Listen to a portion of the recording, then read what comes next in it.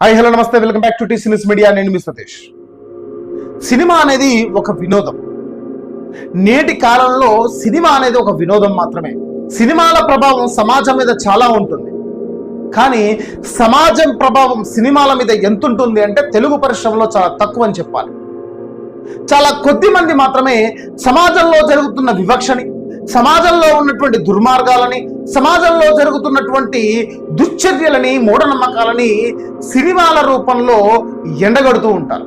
అలాంటి సినిమాలు నేటి కాలంలో చాలా తక్కువగా వస్తుంటాయి, అరుదుగా వస్తుంటాయి. అలాంటి అరుదైన ఒక సినిమానే దండోరా. ఇప్పుడే ఆ సినిమా చూడడం జరిగింది.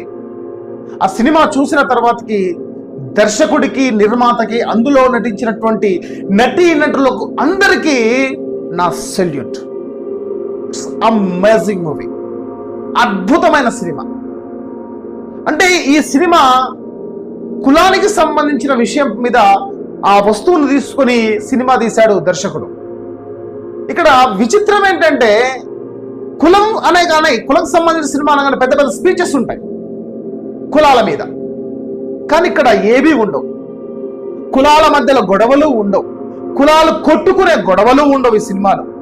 కానీ మీకు ఆ మీనింగ్ అర్థమైపోతుంది, ఆ వర్షన్ అర్థమైపోతుంది. అంటే దర్శకుడు మాటల కన్నా విజువల్ నమ్ముకున్నాడు అని క్లియర్గా అర్థమవుతుంది సినిమాలో. మొదటి ఫ్రేమ్ నుండి చివరి ఫ్రేమ్ వరకు సినిమాలో నిజాన్ని చూపించాడు, సమాజంలో జరుగుతున్న దుర్మార్గాన్ని చూపించాడు, కులం ఏ విధంగా మనిషి నరాన జీర్ణించుకుపోయింది అన్న నిజాన్ని చూపించాడు. అందుకనే ప్రతి ఒక్కరూ ఈ సినిమా చూడండి, మీకు ఎలా అనిపించిందో ఖచ్చితంగా ఈ వీడియో కింద కామెంట్ కూడా చేయండి చూసిన వాళ్ళు. ఇక పాయింట్లోకి వచ్చేస్తాను.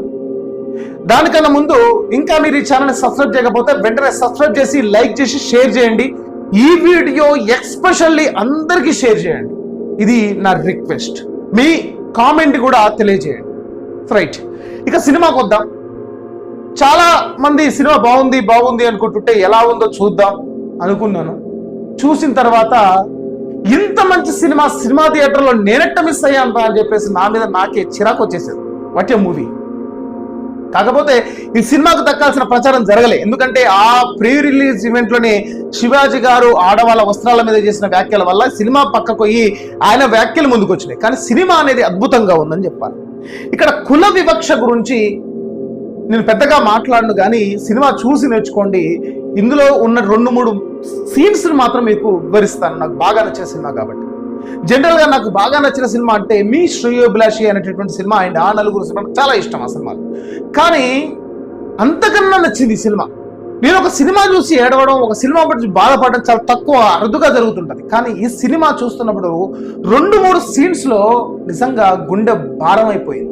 అంత రియలిస్టిక్గా యాక్టింగ్, నిజంగా శివాజీ గారు తన ఎక్స్పీరియన్స్ అంతా కూడగట్టుకుని అద్భుతమైన యాక్టింగ్ చేశారు.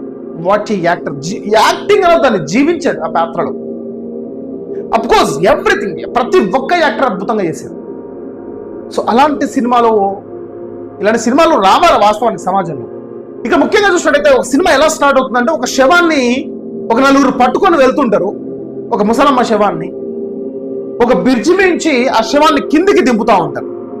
ఎందుకంటే రోడ్లు ఎక్కడికక్కడ బ్లాక్ అయిపోతుంటాయి ఆ ప్లేస్కి రావడానికి, ఎందుకంటే అగ్రకులస్తుల యొక్క భూములు ఉంటాయి కాబట్టి. ఇది రియల్గా జరిగిన, తమిళనాడులో జరిగిన ఒక సంఘటన ఆధారంగా తీసుకొని దర్శకుడు ఈ సీన్ పెట్టినట్టుగా తెలుస్తాం. అంటే దళితులకు, ఎవరైతే ఆ సామాజిక వర్గానికి చెందిన వారు ఉన్నారో వారికి సమాధి పెట్టుకోవడానికి కూడా సరైనటువంటి ప్లేస్ లేదు అక్కడ. సో ఆ సీన్తో మొదలవుతుంది సినిమా. అక్కడనే దండోరా అనేటటువంటి టైటిల్ కార్డు కూడా పడుతుంది. ఈ సినిమాలో ఒక ప్రేమ జంట చనిపోవడం చూపిస్తారు. అక్కడి నుండి సినిమా మలుపు తిరుగుతుంది. 2-3 డైలాగ్స్ ఉంటాయండి సినిమాలో. కొంతమంది అంటారు కులం అనేది చేసే పని ఆధారంగా ఏర్పడింది, కానీ కులం మొదటి నుండి లేదు అంటారు. అలాంటప్పుడు పని మారినప్పుడు కులం మారాల కదా అనే ప్రశ్న ఈ సినిమాలో వేయడం జరిగింది. ఈ సినిమాలో సర్పంచ్ పాత్ర వేసిన వారు నవదీప్ గారు. ఆయన ఒక ఎస్సీ సర్పంచ్. ఆయన రావడం ఇంట్రడక్షన్ జై భీమ్ అని తన బైక్ మీద ఉంటుంది. ఆయన ఒక సర్పంచ్ అంటే గ్రామానికి ప్రథమ పౌరుడు. గ్రామానికి ప్రథమ పౌరుడు అంటే ఆయన ఎక్కడికి వెళ్ళినా ఒక గౌరవం అనేది ఉంటుంది. కానీ ఈ సినిమాలో చాలా చోట్ల ఒక దళితుడు కాబట్టి ఆ సర్పంచ్కి సరైన గౌరవం ఉండదు. బైక్ మీద వస్తుంటే వేరే కులస్తులు ఉంటారు, వీటికి సర్పంచ్ అయిందని ఏ సూడే ఓ చేస్తున్నట్టుగా మాట్లాడతారు. మళ్ళా ఒక సీన్లో వచ్చేసి ఒక పెద్ద మనుషుల దగ్గరికి వెళ్తే అక్కడ కూడా సర్పంచ్ స్థాయి వ్యక్తిని అవమానిస్తారు కులం పేరుతో. ఇలాంటి సంఘటనలు చాలా మంది అంటారు, డబ్బు సంపాదిస్తే కులం పోతుంది, లేకపోతే వ్యవస్థలో రాజకీయంగా ఎదిగితే కులం పోతుంది. కులం పోవాలంటే మనిషి మారాలి. నువ్వెంత సంపాదించినా కులం మారదు. నువ్వు ఏం చేసినా మనిషి నరాన చీల్చుకున్న కులం అలాగే ఉండిపోయింది అని చెప్పడానికి బెస్ట్ ఉదాహరణగా ఈ సినిమాను చూపించవచ్చు. ఈ సినిమాలో అద్భుతమైన నాకు నచ్చిన డైలాగ్ ఒకటి ఉందండి. శివాజీ గారు చెప్తారు, ఆ జడ్జి అడుగుతారు, అయ్యా 3 సంవత్సరాలు పట్టిందా నువ్వు రియలైజ్ అవ్వడానికి ఆ చంపిన విషయంలో అన్నప్పుడు శివాజీ గారు చెప్తారు, సార్ ఇదేమన్నా కల్లా, నైట్ తాగితే ఉదయం మర్చిపోవడానికి, కులమ్మత్తు సార్. కళ్ళు మత్తు కాదు కదా సార్, రాత్రి తాగింది పొద్దుగాల దిగనీకి. కులమ్మత్తు సార్, టైం పట్టింది. కులమ్మత్తు. ఈ కులమ్మత్తు పెట్టుకునే ఇంకా కొంతమంది ఆ మత్తులో మూలుగుతూ తూలుగుతూ ఉంటూ ఇంకా అంటరాని వర్గాలను, అనగారిన వర్గాలను ఇంకా ప్రస్తుతం కూడా సమాజంలో తొక్కుతూనే ఉన్నారు. ఇది వాస్తవం, ఎవడు నమ్మినా నమ్మకపోయింది. ఎందుకంటే అనుభవిస్తున్న వాళ్ళకు తెలుస్తుంది ఆ బాధ. ఇక ముఖ్యంగా చూసినట్లయితే ఇక్కడ 2 వెర్షన్లు, చాలా మంది చెప్పట్లేరు కానీ ఇక్కడ మొదటి వెర్షన్లో వచ్చేసి శివాజీ వాళ్ళ కూతురు ఎలాగైతే లవ్ మ్యారేజ్ విషయంలో ఉంటుందో, శివాజీ కొడుకు కూడా ఎమ్మెల్యే కూతురు ప్రేమిస్తాడు. అక్కడ కూడా సేమ్, అక్కడ ఒక డైలాగ్ ఉంటుంది, నువ్వు ఎంత సంపాదించినా, ఎంత గవర్నమెంట్ జాబ్ అయినా, ఎంతైనా కానీ చివరికి మా పేరెంట్స్ పెళ్లి దగ్గరకు వచ్చేసరికి కులం చూస్తారు అని. ఇక్కడ శివాజీ కులం చూసిండు, అలాగే శివాజీ కన్నా పెద్దవాళ్ళు కూడా కులం చూసిండ్రు. అంటే శివాజీ మధ్య వ్యక్తిగా ఉన్నాడు అనమాట. అలా కుటుంబం అనేది, ఆ వర్గం అనేది. సో మార్పు ఎక్కడ రావాలి? అక్కడే రావాలి. అదే ఇక్కడ చూపించినటువంటి మార్పు గురించి.